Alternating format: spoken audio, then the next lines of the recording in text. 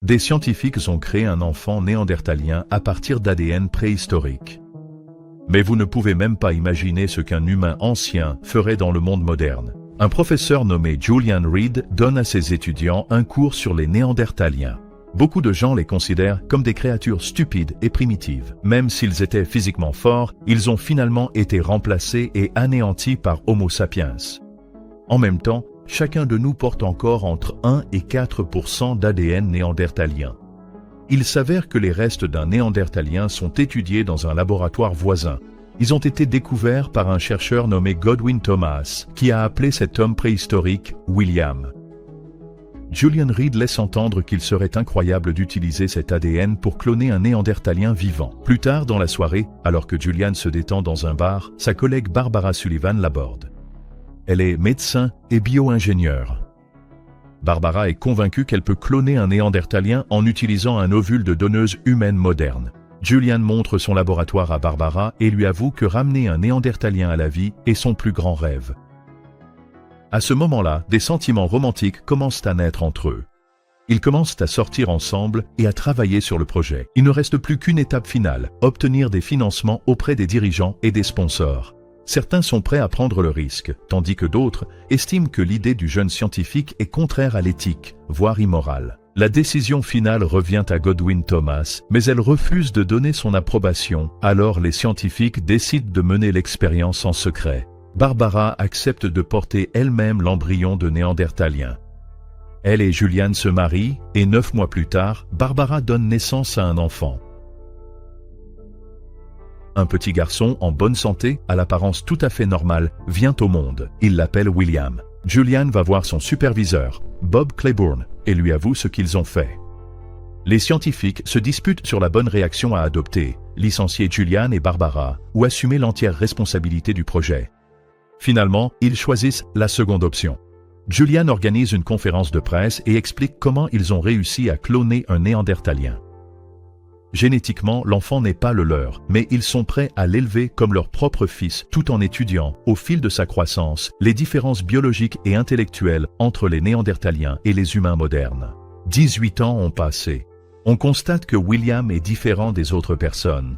Il a des traits du visage plus marqués et des expressions faciales très limitées. C'est un véritable homme des cavernes. Il se trouve que ses parents sont divorcés. Il vivait avec Barbara, mais maintenant il va emménager chez Julian. Dans la maison de campagne de son père, William rencontre une femme nommée Sarah. C'est la nouvelle petite amie de Julian. Ce soir-là, toute la famille s'installe pour dîner. Julian explique à Sarah que William consomme environ 20% de nourriture en plus qu'une personne normale parce qu'il a un métabolisme accéléré. Malheureusement, le cerveau de William n'est pas très développé. Il a des difficultés avec la lecture, l'écriture et les mathématiques. Sarah dit qu'elle travaille sur une thèse scientifique et accepte de donner des cours à William pendant son temps libre. Nous revenons dans le passé. Pendant que Barbara était en congé maternité, Julian a continué à enseigner. Il racontait à ses étudiants l'histoire de William et se vantait d'avoir violé les lois de la nature. Barbara considérait le garçon comme un enfant ordinaire, mais Julian le voyait comme un rat de laboratoire. Il pensait que le garçon devait être étudié plutôt qu'aimé. William s'est développé rapidement et a commencé à parler très tôt. Lorsqu'il est tombé malade, les antibiotiques se sont révélés inefficaces, mais son corps était capable de combattre toutes les infections par lui-même. Julian et Barbara ont rapidement divorcé à cause de désaccords sur la façon d'élever William. La femme ne voulait pas qu'il grandisse dans une cage comme une sorte de monstre. Elle ne se sentait plus comme une scientifique, elle se sentait comme une mère. Après le divorce, William est resté avec Barbara grâce au soutien de Godwin Thomas. Ils ont déménagé sur une île, loué un grand appartement et semblaient absolument heureux.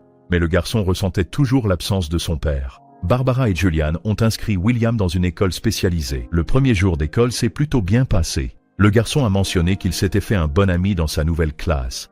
Après avoir mené une brève expérience avec des cartes éclairs, Julian a conclu que William était un enfant raisonnablement avancé. Cependant, même après avoir passé beaucoup de temps avec le garçon, il n'arrivait toujours pas à dire « je t'aime ».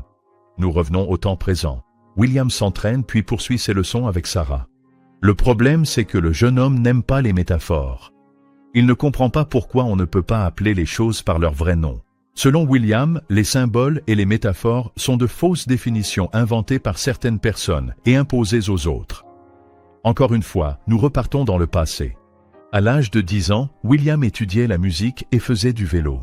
Malheureusement, c'est à cette époque que ses camarades ont commencé à le harceler. Ils traitaient le garçon d'homme des cavernes, le poursuivaient et voulaient le frapper. Cependant, le protagoniste semblait être plus fort. Le problème, c'est que William était tenu pour responsable de toutes les bagarres, et Barbara était encouragée à isoler le garçon de la société. Naturellement, la mère croyait son fils. Elle rappelait à William qu'il était un garçon spécial. Après avoir lu tout ce qu'il pouvait trouver sur les Néandertaliens en ligne, le personnage principal n'était pas satisfait de ce qu'il avait découvert. Barbara a rencontré un nouvel homme dans sa vie, et cela a rendu Julian très en colère. Il a arrêté de rendre visite à son fils et a confié l'étude à un collègue. Nous revenons au présent. William passe un examen au lycée tout en gardant un œil sur une belle camarade de classe. La fille s'appelle Judy. De plus, William se fait 2 bons amis. Le groupe part hors de la ville le week-end pour se détendre et s'amuser. Ils partent en randonnée dans les montagnes avec des sacs à dos, puis montent une tente et discutent de leurs projets d'avenir. Un autre couple de randonneurs, un homme barbu et une jolie fille, apparaît à proximité et se joint à leur feu de camp. Le soir, les nouveaux venus offrent au groupe une sorte de champignon. L'un des garçons en mange plusieurs et se met à rire de façon incontrôlable. La fille s'approche de William et observe ses traits du visage avec intérêt. Elle le reconnaît comme étant le même Néandertalien qui avait fait l'objet d'articles de journaux. Le protagoniste avoue qu'il se sent comme un extraterrestre dans ce monde. William retourne en ville et répète une pièce de théâtre avec Judy. Bientôt, la première a lieu et ils jouent avec succès. William et Judy jouent des amoureux et s'embrassent même lors du dernier acte. Malheureusement, Judy considère que cela fait partie de la représentation. Elle ne voit William que comme un ami. Le jeune homme en est profondément blessé. Il pense que Judy ne l'aime pas à cause de son apparence inhabituelle. Le proviseur du lycée dit à Barbara et Julian que William a une façon de penser non conventionnelle et que les études sont très difficiles pour lui. Julian et Barbara commencent à se disputer. L'homme veut que William entre dans une bonne université, tandis que Barbara souhaite que son fils travaille dans un magasin d'électronique après le lycée. William traîne avec ses camarades de classe. Ses amis plaisantent sans arrêt, mais le personnage principal n'a aucun sens de l'humour. Il prend tout au pied de la lettre et ne comprend donc pas les blagues. William discute avec ses parents et réfléchit à ses prochaines étapes après l'obtention de son diplôme de lycée. Il peut rester ici avec sa mère ou aller vivre chez son père, aller à l'université et participer à ses recherches. Le protagoniste choisit la deuxième option. Malheureusement, ce choix ne rend personne heureux. Étudier est extrêmement difficile pour William. À cause de ses mauvaises notes, Julian entre dans une rage folle. Sarah continue de soutenir William et part se promener avec lui. Ensemble, ils errent à travers une forêt dense. Sarah parle de son enfance difficile. Aujourd'hui, elle écrit une thèse sur un sujet ennuyeux et sort avec un homme plus âgé qui ressemble à son père. On ne peut guère appeler cela une vie heureuse. William décide de chanter pour son ami afin de lui remonter le moral.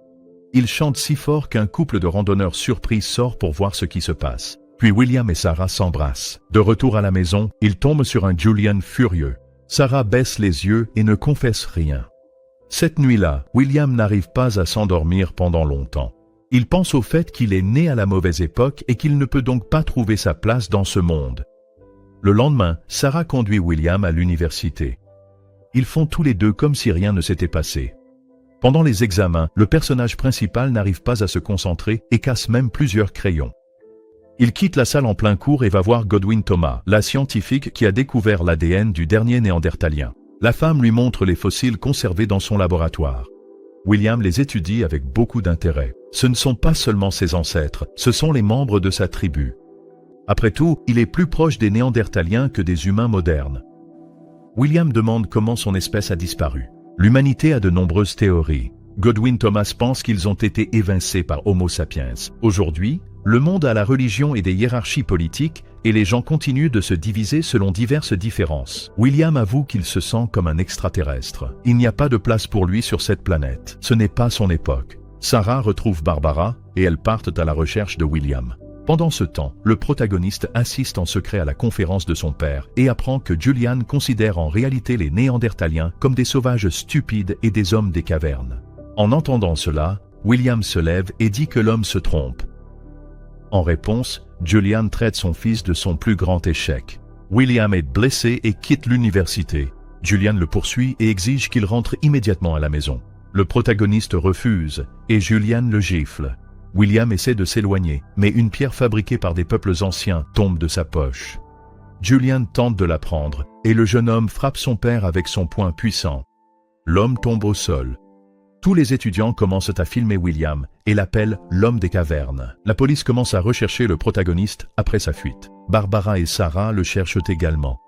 Peu après, William est arrêté. Quelque temps plus tard, on voit Sarah tenant un bébé dans ses bras. C'est un autre néandertalien,